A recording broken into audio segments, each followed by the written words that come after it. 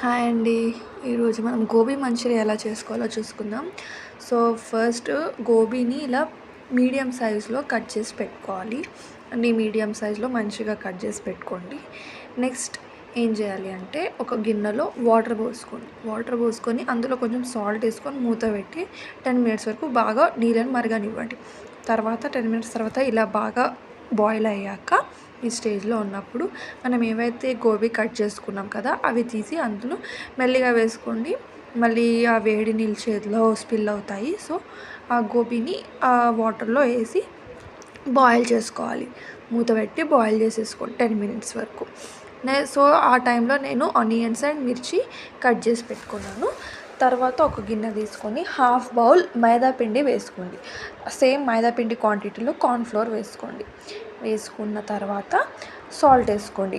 టేస్ట్కి సరిపడా సాల్ట్ వేసుకొని అందులోనే కొంచెం రెడ్ చిల్లీ పౌడర్, కారం వేసుకొని ఇవన్నీ వాటర్ పోసుకొని మంచిగా మిక్స్ చేసుకోండి.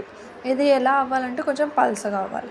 ఇది అయిపోయాక బాయిల్ చేసుకున్న గోబీ ఏదైతే ఉందో అందులో వాటర్ తీసేసి ఈ బ్యాటర్లో వేసుకొని బాగా మిక్స్ చేసుకోవాలి. బాగా మిక్స్ చేసుకున్న తర్వాత ఇక్కడ ఆయిల్ పెట్టేసుకున్నాను నేను. స్టవ్ మీద పెట్టేసుకున్నాక ఈ మిక్స్ చేసుకున్న గోబీ ఏదైతే ఉందో ఇది డీప్ ఫ్రైకి ఆయిల్లో వేసేసేయాలి.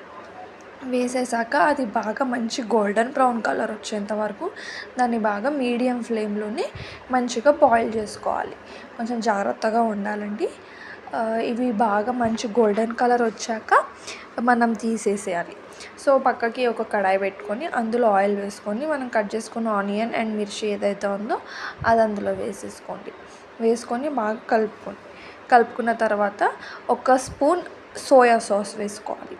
జస్ట్ 1 స్పూన్ సరిపోతుందండి. ఇది టేస్ట్ బాగుంటుంది. సోయా సాస్ వేసుకోవాలి ఖచ్చితంగా. వేసుకున్నాక ఒక్క స్పూన్ కార్న్ఫ్లోర్లో వాటర్ పోసి ఇంత పల్చగా చేసుకొని ఇందులో కలుపుకోండి. కార్న్ఫ్లోర్ వేసుకున్న తర్వాత మంచిగా మిక్స్ చేసుకోవాలి. మిక్స్ చేసుకున్న తర్వాత మళ్ళీ ఇందులోనే కొంచెం సాల్ట్, ఇందాక ఆల్రెడీ మనం వేసుకున్నాము. సో చూసుకొని వేసుకోవాలండి. సాల్ట్ ఎక్కువ వేసుకోకూడదు, మళ్ళీ ఎక్కువ సాల్ట్ అయిపోతుంది. సాల్ట్ వేసుకోవాలి. తర్వాత ఇందులో ఒక స్పూన్ కారం వేసుకున్నాను. ఆల్రెడీ అందులో వేసుకున్నాం ఫ్రైలో. సో ఇందులోనే మళ్ళీ టమాటా కెచప్ తీసుకొని వేసుకోవాలి. ఒక 1.5 స్పూన్ వరకు వేసుకోవచ్చు. వేసుకున్న తర్వాత బాగా మిక్స్ చేసుకోవాలండి. ఎంత మిక్స్ చేసుకుంటే అంత మంచిది. సో ఇది లాస్ట్కి చిక్కగా అయ్యేంత వరకు బాగా మిక్స్ చేసుకోవాలి. తర్వాత మనం ఏదైతే ఫ్రై చేసుకున్నామో గోబీని, ఆ ఫ్రై అనేది తీసి ఇందులో వేసుకోవాలి.